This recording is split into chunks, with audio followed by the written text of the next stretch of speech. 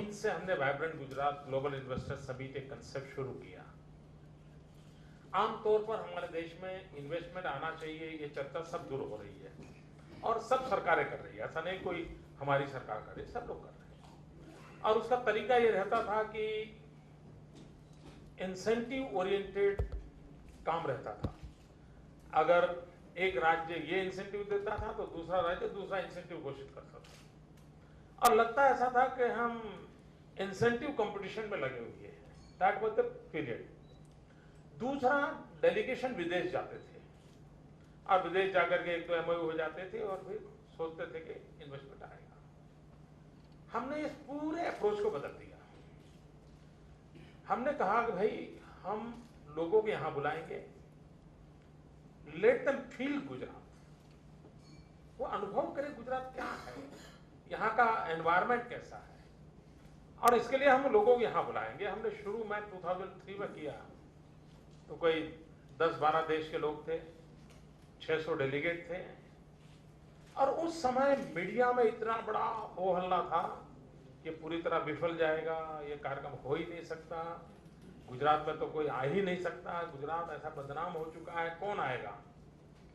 तो काफी अपप्रचार हमारे खिलाफ, जो टोली आज भी कर रही है, उस समय थोड़े ज्यादा थे, धीरे धीरे कम हो गए। तो बहुत ही तूफान खड़ा कर दिया था। उस विरोध के बीच दुनिया के 10-12 देशों का आना और करीब 66,000 करोड़ रुपीस के एमओयू साइन हुए, ये सबके लिए बड़ा सरप्राइज था। फिर हमने 2005, 2007, 2009, 2011 हर 2 वर्ष में एक बार वाइब्रेंट समिट करते हैं और धीरे धीरे हमने वाइब्रेंट समिट को भी ये इन्वेस्टमेंट अपॉर्चुनिटी के प्लेटफॉर्म से बदल दिया। जैसे पिछली बार हमने नॉलेज शेयरिंग का सबसे बड़ा इवेंट बना दिया था।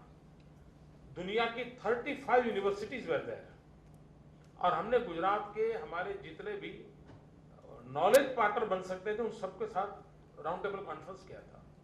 अब ये मीडिया में चीजें नहीं आती हैं क्योंकि मीडिया की सोच एक है, स्थितियां अलग होती हैं।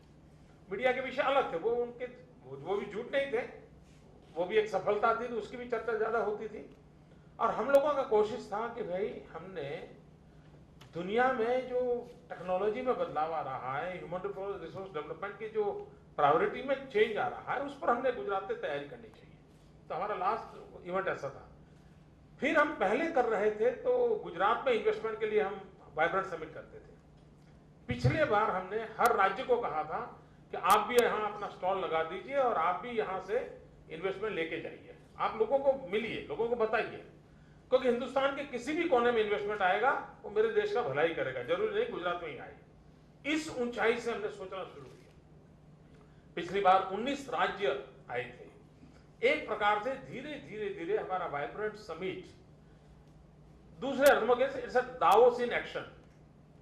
दावोस में आप लोग मिलते हैं तो फॉर्च्यून 500 के लोग मिलते हैं और नेटवर्किंग होता है, इंटेलेक्चुअल डिबेट होता है, इश्यूज आइडेंटिफाई होते हैं और ज्यादा समय मिलने जुलने में होता है। एक प्रकार का नेटवर्किंग पीरियड होता है। हम लोगों ने दावोस इन एक्शन की स्थिति बनाई है। लास्ट ईयर हमारे यहाँ 110 कंट्रीज से कार्यक्रम 2011 में और करीब 20 देशों के टॉप मोस्ट पॉलिटिकल फील्ड के लोग थे। किसी के प्राइम मिनिस्टर, किसी के वाइस प्राइम मिनिस्टर, किसी के फाइनेंस मिनिस्टर, किसी के फॉरेन मिनिस्टर, किसी के कॉमर्स मिनिस्टर, यानी एक ही मंच पर 20 देशों के राजनयिक होना, यह अपने आप में एक राज्य के लिए बहुत बड़ी बात होती है। जापान दुनिया की समृद्ध इकोनॉमी में से है, लेकिन जापान हमारा पार्टनर कंट्री था, कनाडा हमारा पार्टनर कंट्री था। ये अपने आप में एक बहुत बड़ा, एक राज्य के लिए एक नया मॉडल है ये।